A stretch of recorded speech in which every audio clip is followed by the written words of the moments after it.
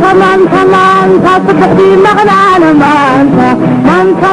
مانتا على الكاعم مانتا ومالي ويلي kooban ayaa ka harsan 1 Luulyo maalinta midowga iyo midnimada Jamhuuriyadda Federaalka ee Soomaaliya ee goboladii waqooyi iyo koonfur ay ku midoobeen u dabaaldegga xurriyadda oo sanadkan xiiso gaar ah leh haddana khatarta badan ay ku geedaaban tahay Soomaalida ayaan ogeyn midnimada qaranka oo hoos u dhacaad u ballaaran ku yimid khilaafka waqtigan jiro ayaa dhalin karo dalka inuu galo marxalad burbur weeg 30 sano kadib oo dalka dhismuhu ku socday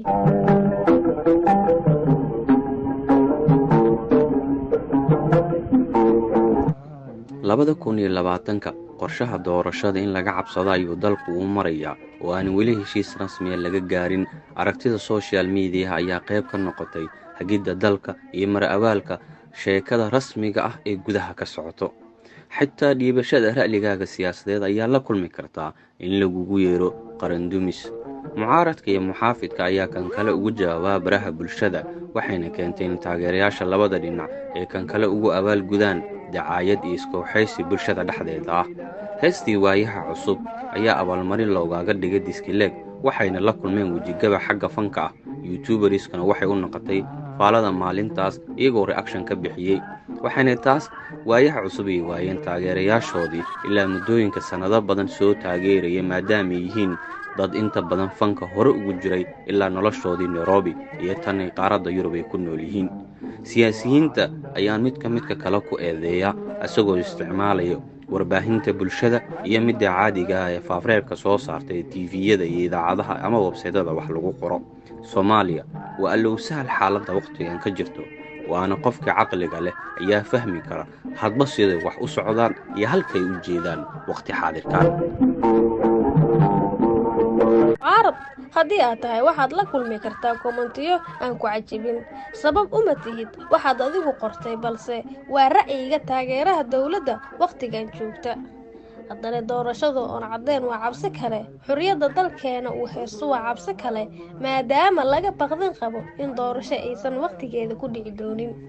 Soomaaliya ayaad moodaa in loo qaybsamayo sida Falastiinka bariga dhexe oo xaalad jahwareer ay gali doonto maadaama naceebka dhexdeena oo aad u kordhay aad moodo in mar kale dib loogu noqdo dagaal sokeeye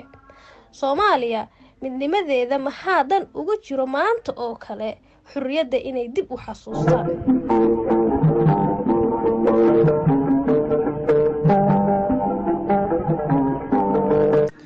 qatarta badan ee qaranka ku gadaamanaya keenaysa Soomaaliya inay u ekaato Falastiinta cusub ee ku taala geeska Afrika tusaale Kenya badda ayay nagu haysataa dhowr marna dacwadda ayaa dib loo dhigay Ethiopia waxa damac kaga jira dhulka iyo badda Soomaaliyeed Soomaalida waxay isku arkaan waqtigan midka kale uu nacib yahay iyagoo isxasdaya ayuu qaranka burburi karaa mar kale waxa u baahannahay tanaasunaad inaan dib u eegno halka 100 sano ee soo socota aan tagi karno Soomaalina sida ay noqon karto